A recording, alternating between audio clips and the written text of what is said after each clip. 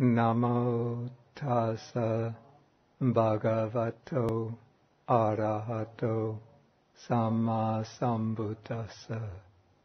Namo tassa bhagavato arahato samma sambuddhassa. Namo tassa bhagavato arahato samma sambuddhassa. Okay, good evening, everyone.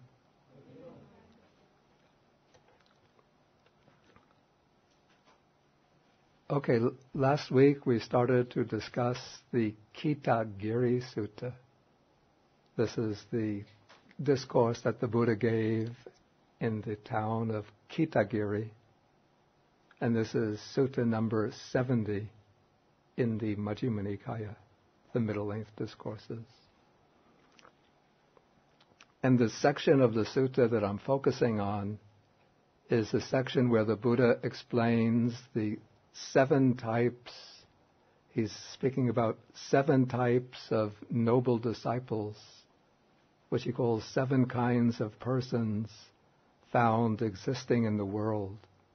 This is a passage which he introduces it with paragraph number 12 and 13, but the analysis actually starts with paragraph 14, where he enumerates the 7 kinds. Then last time I spoke about the first 2 types on this list. These are 2 types of arahants. The first is the one liberated in both ways. This is called in Pali Ubbato Bhaga Vimutta. One liberated in 2 respects. This is the arahant who is liberated from all defilements through wisdom and thereby freed from samsara, from the cycle of birth and death. And then through the development of very profound samadhi, he is able to reach the formless meditations, the peaceful liberations transcending forms. And some even reach the what's called the cessation of perception and feeling. And in this way, this type of arhat is considered liberated from the material body or from form. So in this way, this type is considered liberated in both ways. The other kind, analyzed or defined in paragraph 16, is called the one liberated by wisdom, panya vimutta. This type is also liberated from all defilements through wisdom and thereby freed from the cycle of birth and death. But he doesn't develop that very profound samadhi to the point where he can achieve the formless meditations.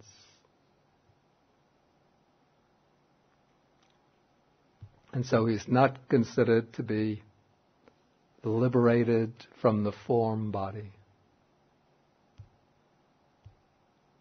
So this arhat's samadhi power is not as deep as that of the one liberated in both ways.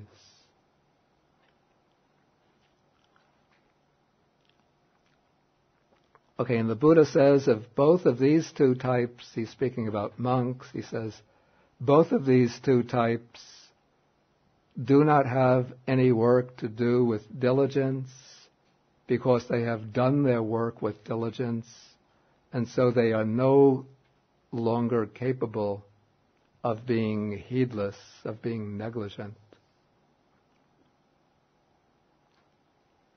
Okay, now the Buddha is going to speak about those types of monks who still have work to do with diligence. These are the ones who are called the trainees, or the disciples in higher training. And now there will come 3 types who are definitely have reached at least the first fruition, the first stage of realization. They've reached at least the stage of stream entry.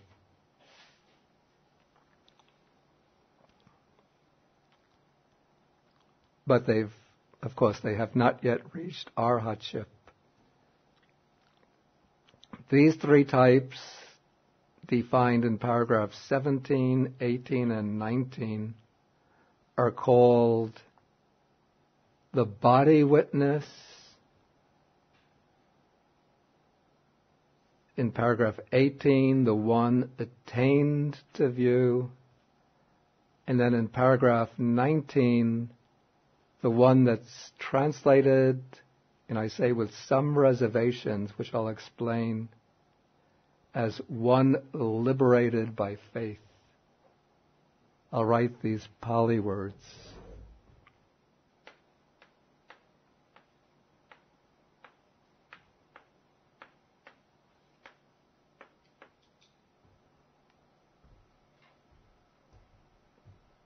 Now, of these 3 types, one can't say just from their type that one is necessarily at a higher level than the other. Because these 3 types can be anywhere from the stage of stream entry to non-returner.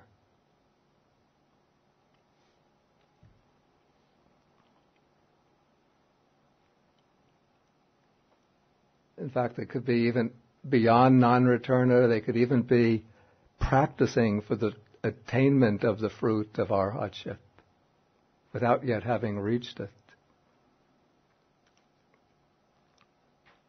So it could be that somebody is a saddhavimutta, one who's liberated by faith, and he's practicing for the attainment of the fruit of arhatship, whereas somebody else is a kaya saki, a body witness, but he's just a stream enterer.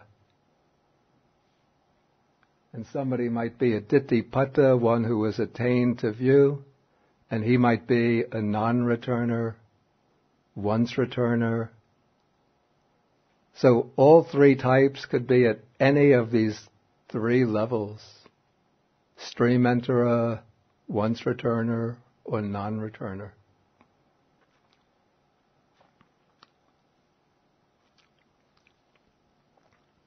So how are the 3 distinguished? They're distinguished by way of their dominant faculty. Okay, the one called the body witness,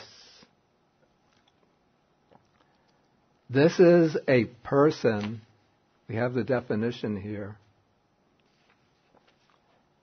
the person who contacts with the body and dwells in those liberations that are peaceful and immaterial, transcending forms.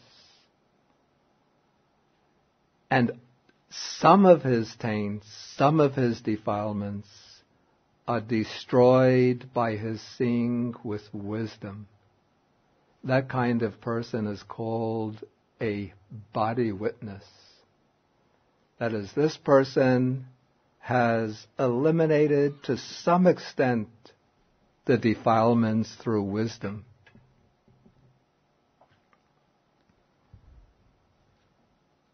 He hasn't fully eliminated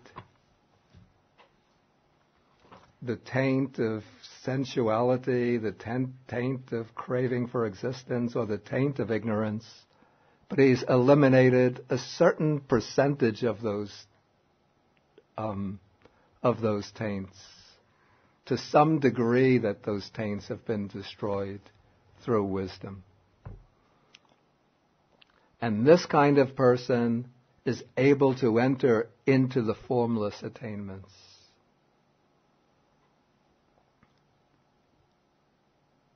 And the Buddha says of this, he's referring to the monk, this kind of monk says still has work to do with diligence.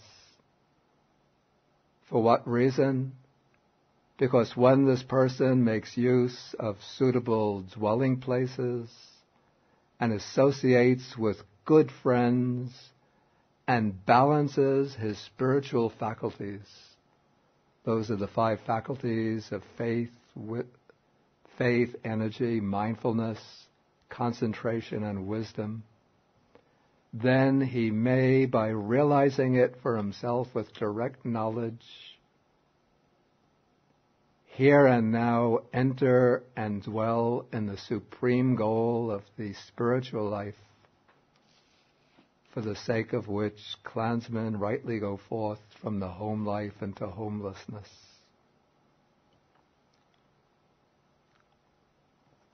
So the Buddha says, seeing this fruit of diligence for such a monk, I say that he still has work to do with diligence.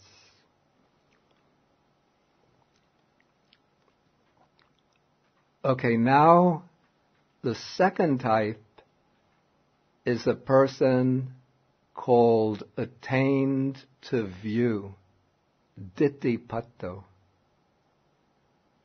Okay, now this person does not contact with the body and dwell in those liberations that are peaceful and immaterial, transcending forms, but some of his taints are destroyed by his seeing with wisdom.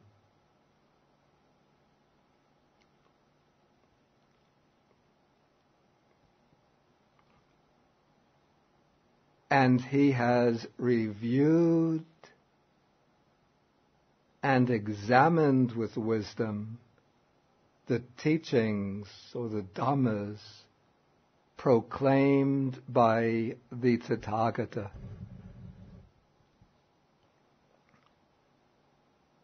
Okay, so this person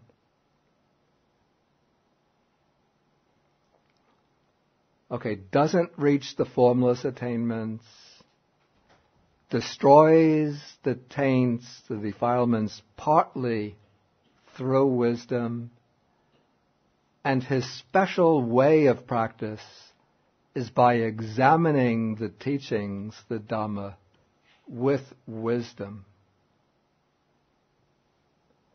So it's wisdom that destroys the taints. And you could say that the vehicle of practice for this person is investigation or examination of the teaching. I'm just going to move this over.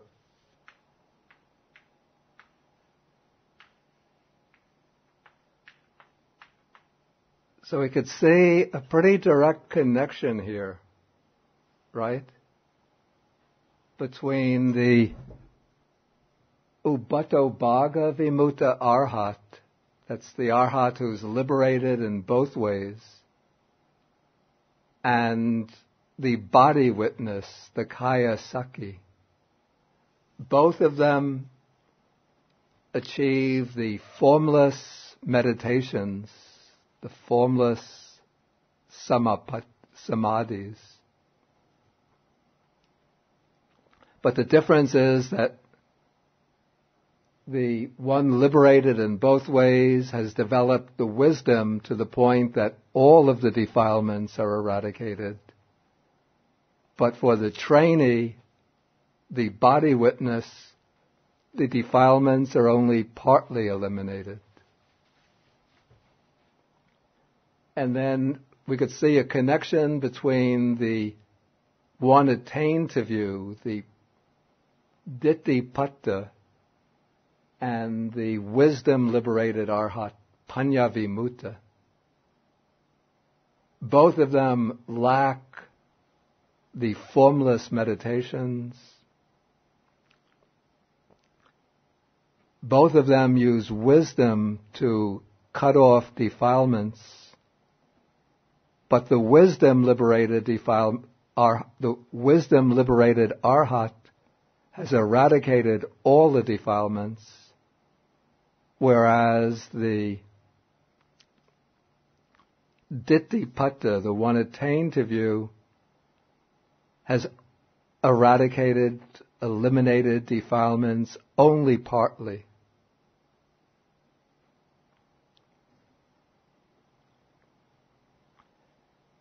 But now we have a third kind of person on the path, a third kind of trainee.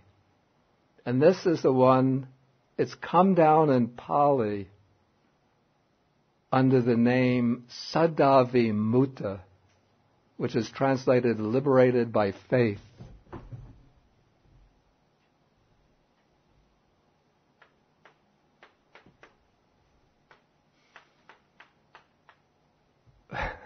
But I'm convinced that this name is a result of a transcription error, a scribal error. Because the one liberated by faith, in fact, is not yet liberated. And there's another word which is closely connected with faith, the function of faith. This word is adimuti. I think in Chinese it's xinjie, right? In Pali, it's adimuti. In Sanskrit, adimukti. The past participle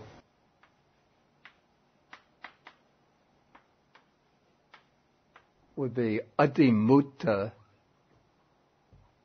and in Sanskrit, adimukta. It comes from the same root as vimutta, which means liberated. But adimuti has the meaning of resolution or determination.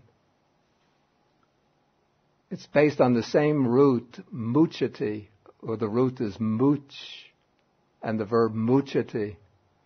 Because when one makes a resolution, one releases oneself upon that which one resolves on.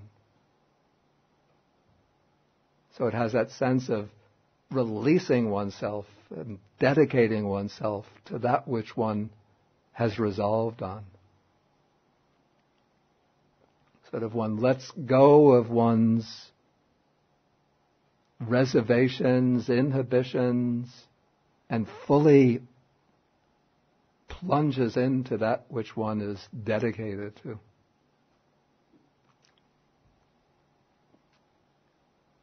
And now what happens, you see, in Pali and Sanskrit, when you take the word saddha, ending in the long A, and you add this past participle adimutta to it, this is in Pali, you get saddha.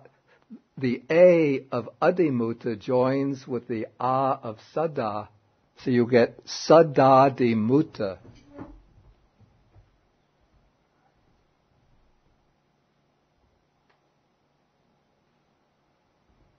And now in English, we represent this the sound by two letters, but in Indian alphabet, Sinhala alphabet, Burmese alphabet, probably Thai alphabet, this the is just one letter.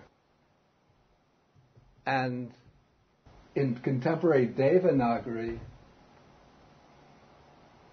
I think the is something like this, and the v is something like this. Not that in ancient times that they were using the modern Devanagari, but probably the characters were somewhat similar. or it could have been in some other script. But just through copyists making a mistake, because we have upato bhaga vimutta, panya vimutta, so why not sada vimutta? So the sadadi mutta,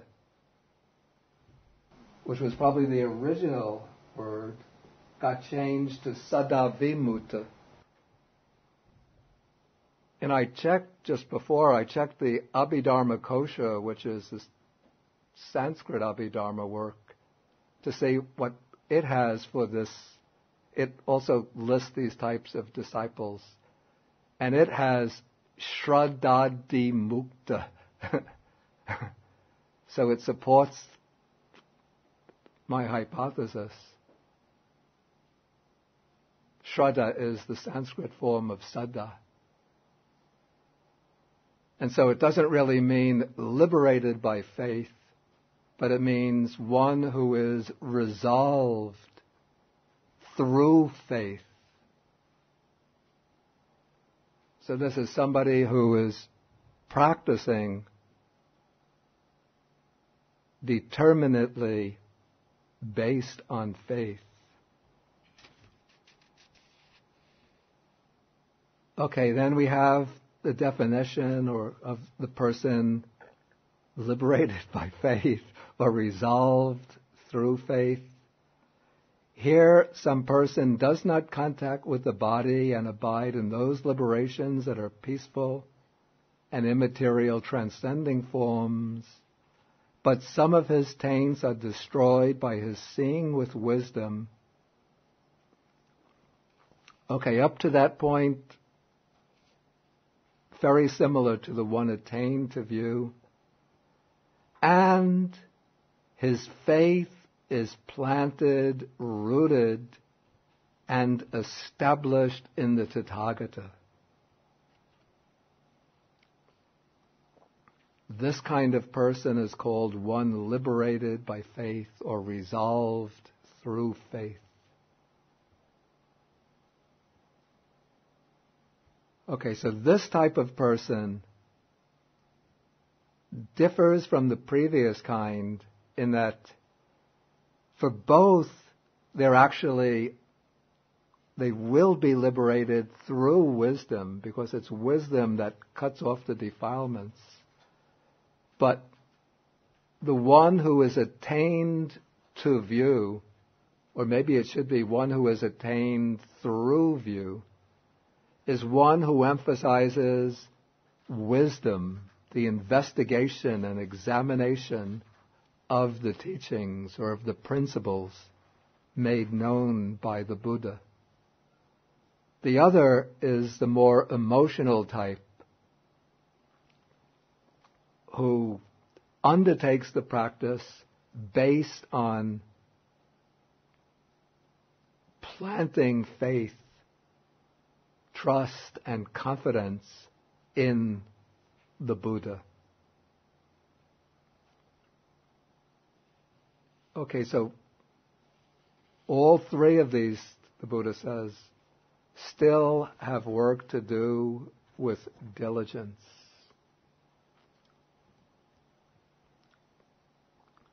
Okay, and now we come to two other types.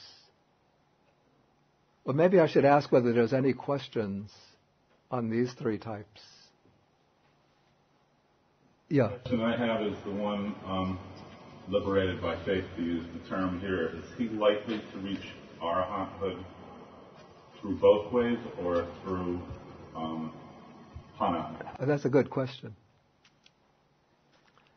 From the way it's defined, it seems likely that he'll reach arhatship as panya-vimutta. But this is what occurs to me. We don't have to think that the ditthi-pato or the saddha-vimutta are necessarily have to reach as panya-vimutta, even though they might have arrived at that position in that particular way, the ditthi-pato through wisdom, the saddha-vimutta through faith. Once they are there, They might then go on through their interest to develop the samadhi to deeper and deeper levels till they reach the formless meditations. So then they might come out reaching arhatship as both ways liberated, ubato bhaga vimutta.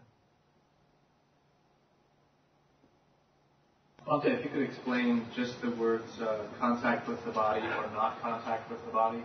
Yeah. In fact, it's not, I have to say, it's not completely clear to me. The commentary gives a definition saying that it means that he contacts it with the mental body. He uses the expression namakaya. It means the collection of the mind and mental factors. It seems to me that this is the way the commentary works, having to find a very rigorous technical explanation for what I take to be an expression that was originally intended perhaps to be just more suggestive rather than to have a technical meaning. I would say, in my opinion, that it was intended more just to suggest the kind of vividness of the experience, the power and vividness of that experience.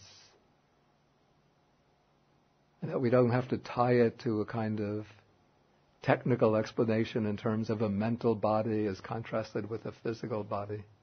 That the experience might have been considered, felt as so powerful that it was as though one were actually touching it with the body. Any other question? Okay, then we'll go on to the next two.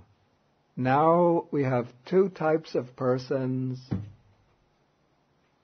who have just entered the way to stream entry. They have not yet attained stream entry.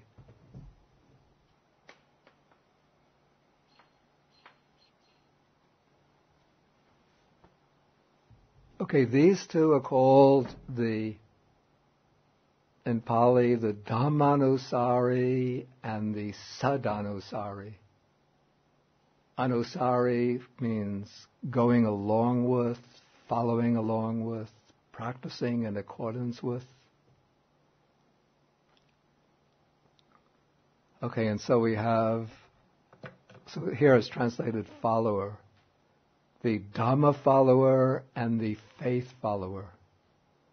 And then we have a definition. First, in paragraph 20, the definition of the Dhamma follower. What kind of person is a Dhamma follower? Here, some person does not contact with the body and abide in those liberations that are peaceful and immaterial, transcending forms, and his taints are not yet destroyed by his seeing with wisdom. He hasn't seen anything with wisdom yet. He hasn't destroyed the defilements. He hasn't destroyed any defilements yet with wisdom. But those teachings proclaimed by the Tathagata are accepted by him after reflecting on them sufficiently with wisdom. Okay, he accepts the teachings after meditating on them, reflecting on them to some extent through wisdom.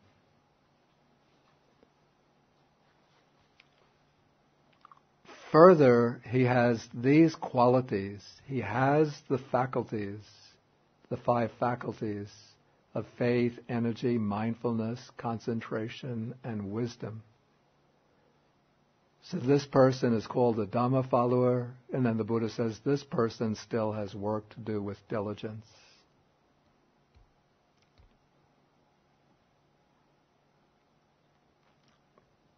Then we come to the definition of the faith follower. Here some person does not contact with the body and dwell in those liberations that are peaceful and immaterial, transcending forms, and his taints are not yet destroyed by his seeing with wisdom. Okay, so he doesn't have the formless meditations and hasn't yet cut off any defilements with wisdom. And now the strong point, the emphasis of this practitioner, he has sufficient faith in and love for the Tathagata.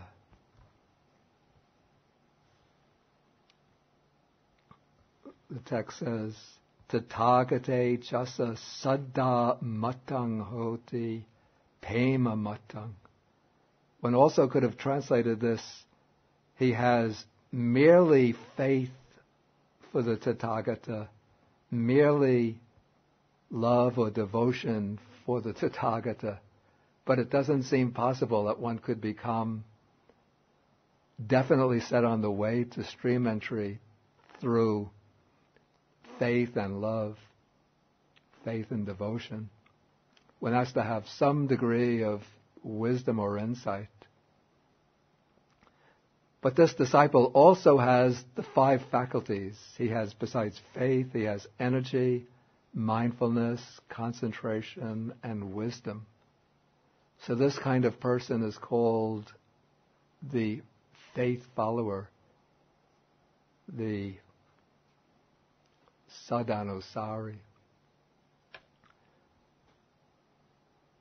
And the way I would understand the difference between the Dhamma follower and the faith follower, to enter the way leading to stream entry, this has to be achieved through wisdom or insight. Without wisdom or insight into the truth of the Dhamma, to some extent, it's impossible to get onto the path. But for the Dhamma follower, the way to get that degree of insight into the Dhamma comes about through examining the teachings. His motivation is this drive to understand the truth about things. So he hears the teaching, reflects on the teaching, examines the teaching, tries to understand the teaching. His motivation is this drive to understand. Whereas in the case of the faith follower, the motivation is the faith in the Buddha, devotion to the Buddha. And that devotion becomes the motivation for undertaking the practice that will bring the development of the 5 faculties to the point where through wisdom one is able to get enough insight to enter onto the path.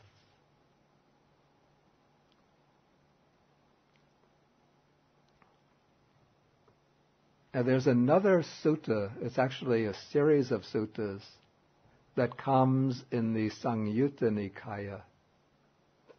It's called the Okanti Samyutta.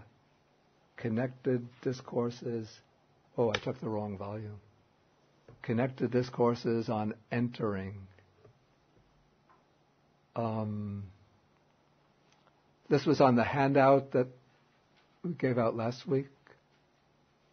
Everybody has a copy of it. I think I know it by memory. Let's see if I could get it by memory. The I is impermanent, changing, becoming otherwise, right? Okay.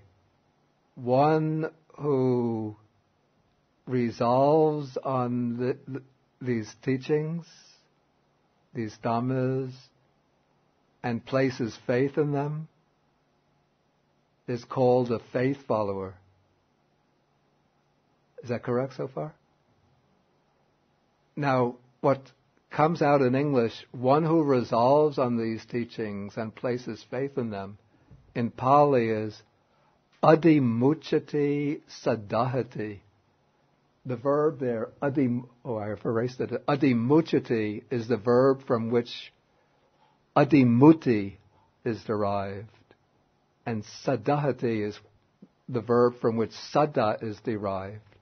So we could see that sada, faith, and adimuti, resolve, are closely connected.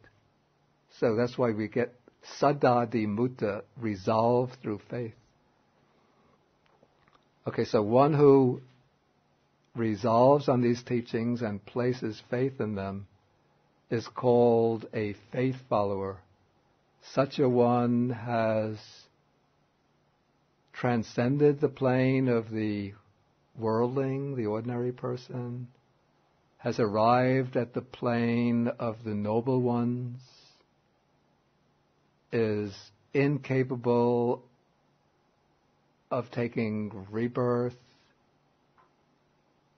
in any of the three planes of misery, the hells, the animal realm, the plane of the hungry ghosts or the afflicted spirits, is incapable of doing any deed by which they might be reborn in hell, in the animal realm, or in the realm of afflicted spirits, and is incapable of passing away without having realized the fruit of stream entry. Correct? Word for word, correct? Okay, one who knows and sees these teachings thus is called a stream enterer. One who is fixed in destiny, no longer capable of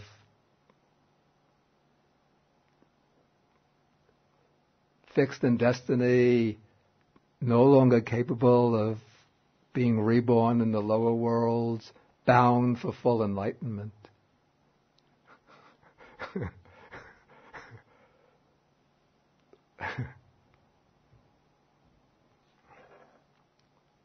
Okay.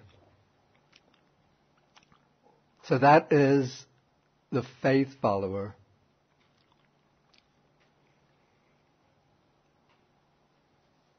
Now, though it says that this disciple places faith in this teaching and resolves on it, that the I is impermanent, all of the sense faculties are impermanent, but the way I think this should be understood is that the disciple actually has to see this with insight, not just hearing that the I is impermanent and then believing this out of faith. Just by believing it out of faith, one can't become definitely on the way to stream entry. But when one hears this, one has faith in it, one has trust in the Buddha as the enlightened one has trust in the Dhamma as the teaching of the way things are, then based on that faith, one undertakes the practice that brings insight. And then through the undertaking the practice, one sees that the eye, ear, nose, and so on are impermanent, changing, and becoming otherwise. The other disciple now, the eye is impermanent, changing, becoming otherwise. One who has gained an acceptance of this by considering it, contemplating it, to some extent through wisdom, is called a Dhamma follower. Then all the rest is the same. One who has transcended the plane of the worldling or ordinary person, who has arrived at the plane of the noble ones, who is incapable of doing any deed by which they might be reborn in hell, the animal realm, the realm of ghosts, and is incapable of passing away without having reached the fruit of stream entry, then one who knows and sees these things thus, is that the way it goes? Is called a stream enterer, and so on, who is bound for, who is fixed in destiny, no longer capable of rebirth in the lower realms, bound for enlightenment.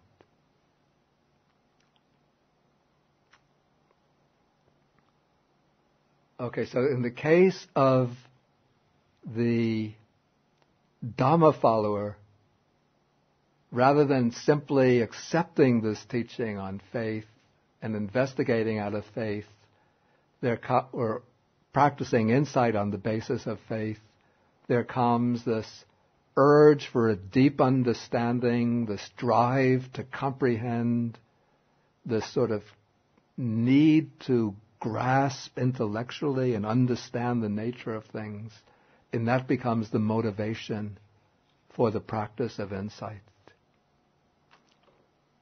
And then when that investigation, that inquiry through insight reaches its culmination, when one sees through the conditioned into the full understanding, or actually the direct knowledge of the Four Noble Truths, that marks the breakthrough to the attainment of stream entry. And with that, one comes out with the attainment of stream entry, then one comes out as either Sadavimutta, Ditthipata, or Kaya Sakhi. Now this will be the interesting point. Okay, if one starts out as a Sadhanusari, how is one going to wind up as a stream enterer? How? The one liberated by faith, presumably.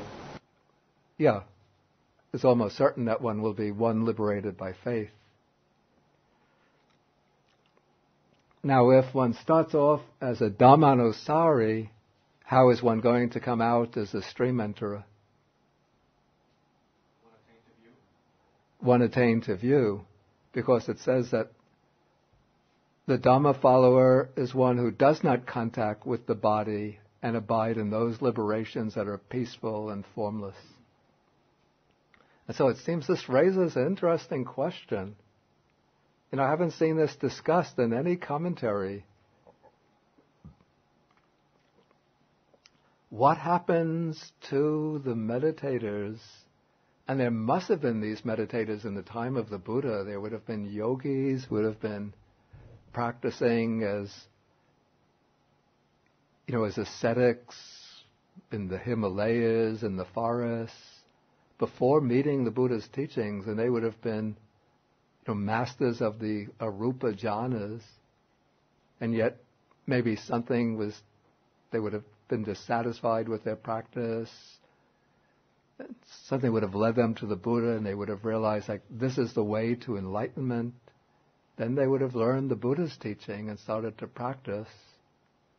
And so they would have been, according to their way of practice, they wouldn't qualify as either Dhammanusari or Sadhanusari, because by definition those two don't have the formless attainments. Yet here one has a meditator who possesses the formless attainment.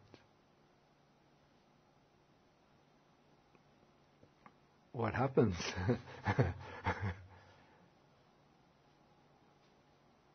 I haven't seen it discussed in any commentary.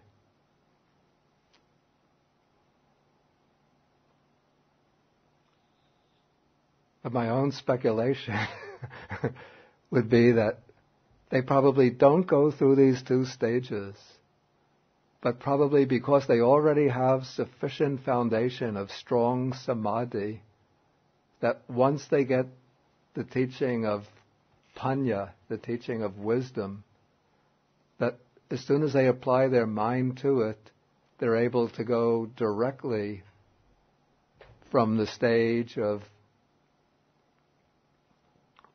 an ordinary, so-called ordinary person directly to the stage of kaya saki, body witness, without having to go through these two preliminary stages.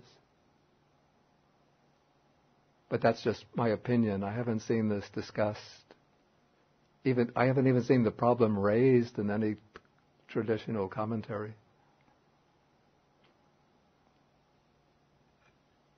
Okay, any questions on this?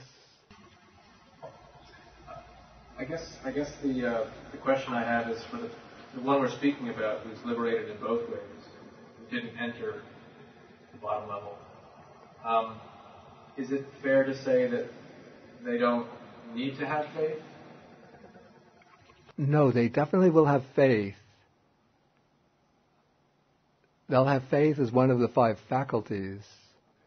Yeah. But they're just not going through this stage of preliminary contemplation in which they are,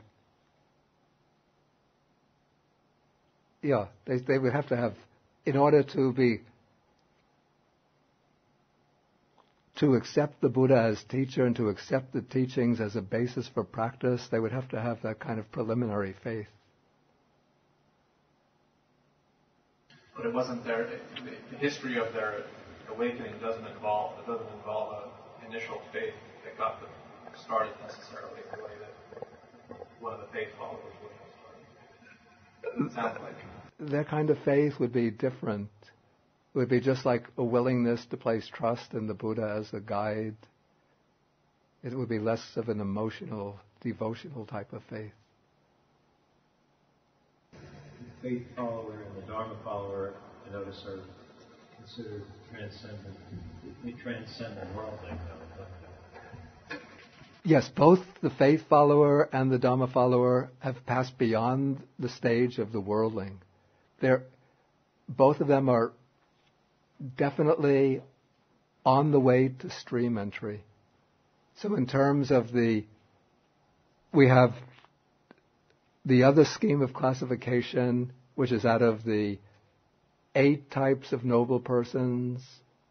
And in that scheme we have the stream enterer and the one who is practicing for the attainment of the fruit of stream entry. In that scheme, the faith follower and the Dhamma follower would be two different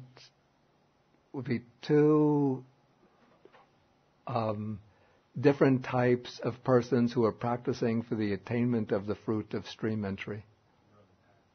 They're definitely on the path, yeah. They are path attainers, attainers of the path to stream entry. Yes, Eva. You see, the faith follower is placed below the Dhamma follower for the reason that his faculty are weaker. Here we mentioned about the faculty. Talking about 6 faculty or talking about the spiritual faculty? That's talking about the mental faculties. Where was that note? The note in this middle-length discourses. Oh, I see. Oh, in the handout. Okay. I know what it is then. Okay, I know what it is. Yeah, that's because, you see, there's a classification within the way they rank the different disciples in order. The Dhamma follower is placed higher than the faith follower because his faculties are considered stronger than that of the faith follower. Especially his faculty of wisdom is stronger than that of the faith follower.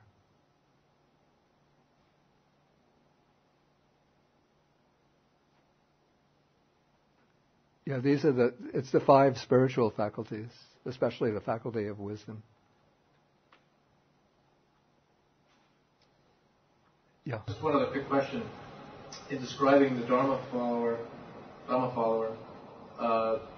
it says his taints are not yet destroyed by his seeing with wisdom, but those teachings proclaimed by the Tathagata are accepted after being pondered to a sufficient degree with wisdom. 2 uses of the word wisdom. Are they different kinds of wisdom? No, it's the same wisdom. It's just that the wisdom that he's exercising has not yet reached sufficient strength, power, sharpness to be able to cut off defilements. But it's the wisdom which examines the nature of phenomena. Which is, in some ways, I guess, weaker? A weaker form of the same wisdom? It's much weaker. It's not yet reached. In order to cut off defilements, it has to be much stronger.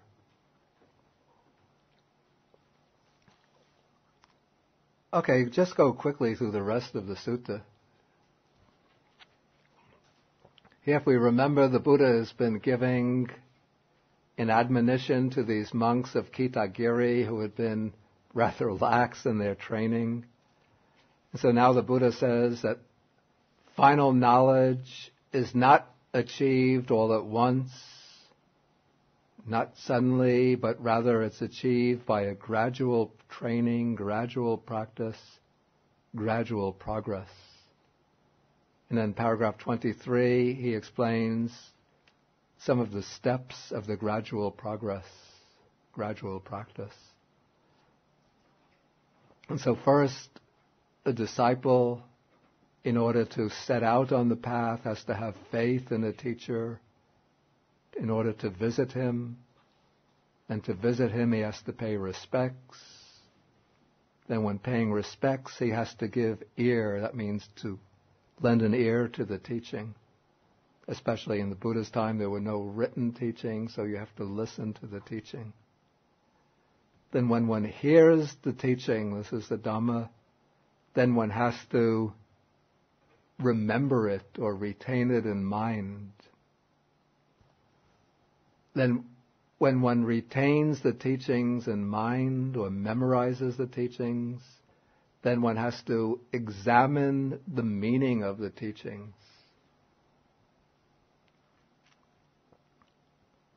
Okay, then after one examines the meaning of the teachings, then one comes to accept these teachings through reflection. As a result of reflection, one sort of gives an intellectual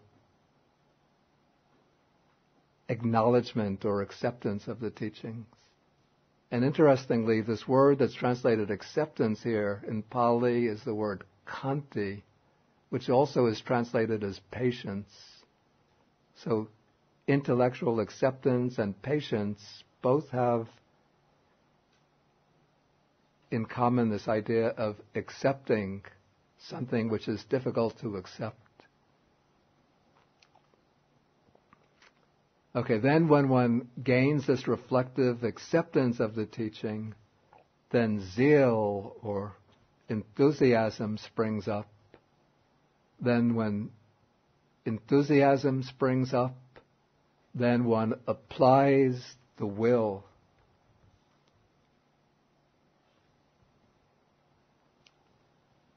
Then when one applies the will, then one scrutinizes. This I take to be the investigation with insight. This is not just examining the meaning of the teaching, but this is actually investigating the nature of phenomena. Then when one investigates, then one strives. Now one is striving intensely for realization. Then as one strives resolutely, then one realizes with the body. Again, that word body comes. Again, I think this is used to show that fullness, that intensity of the experience. He realizes with the body the supreme truth. This is parama satchang. This is taken to be the attainment of nibbana. And one sees it by penetrating it with wisdom. Okay, so this is the step-by-step training. And now the Buddha is going to be scolding these monks who have been living quite a lax and luxurious life. He says, there has not been that faith, there has not been that visiting, there has not been that paying of respect, and so on and so on. There has not been that striving. Bhikkhus, you have lost your way. You have been practicing the wrong way. How far you have strived, misguided men, from this Dhamma and discipline. Then the Buddha says there is a 4-phrase statement, and when it is recited, a wise man would quickly understand it. I shall recite it to you. Try to understand it. This is a little obscure. I couldn't quite figure out what the 4-phrase statement is. But then the Buddha says, even with a teacher who is concerned with material things, an heir to material things, attached to material things, such haggling or bargaining by his disciples would not be proper. If we get this, we'll do it. If we don't get this, we won't do it. So what should be said in the case of the Tathagata who is utterly detached from material things?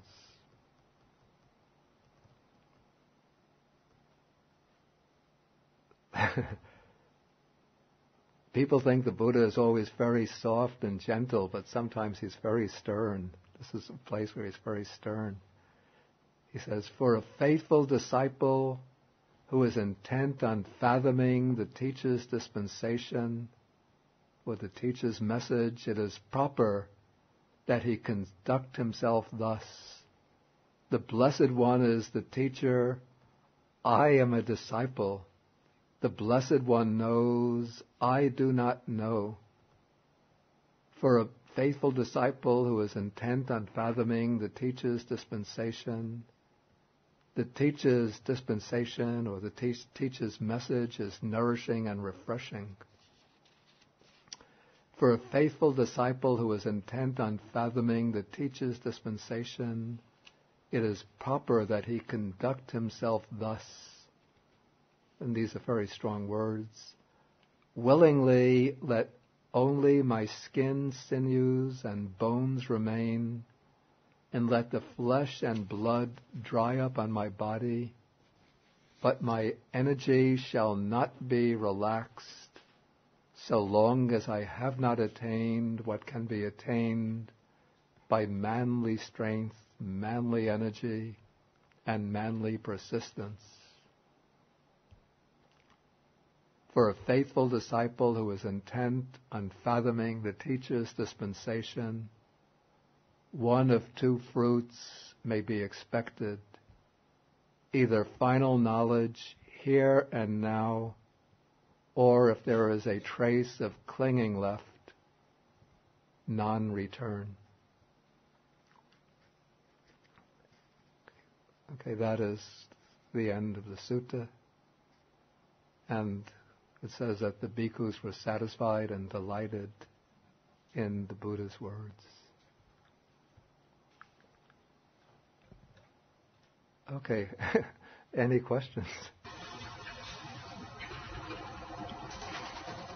It looks like to me the 4-phrase statement is the whole last paragraph, where he says, after each time he says, bhikkhus for a faithful disciple who is intent. He says that 4 times. Paragraph 27. That could be the case. Maybe that is the case. I couldn't figure it out. I think the commentary says the 4 Noble Truths, but there's no mention of the 4 Noble Truths in the sutta.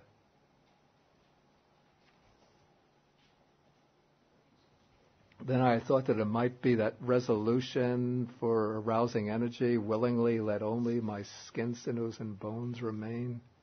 But I didn't see how to get exactly 4 phrases. But you might be right, actually.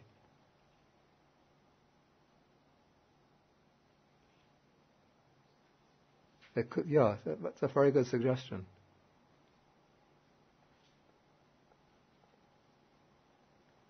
Yeah, it's a very good suggestion. Yeah.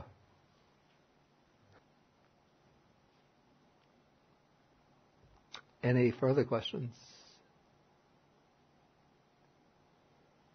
Okay, then we will stop this evening. Then the next classes will be now on May 1st. Yeah, a little different from what I announced earlier, but May 1st and May 8th. Excuse me? Oh, I'm sorry, right, yeah. And it's Majjhima Nikaya Sutta number 12. This is the Greater Discourse on the Lion's Roar. Particularly, I want to go over the 10 powers of the Tathagata.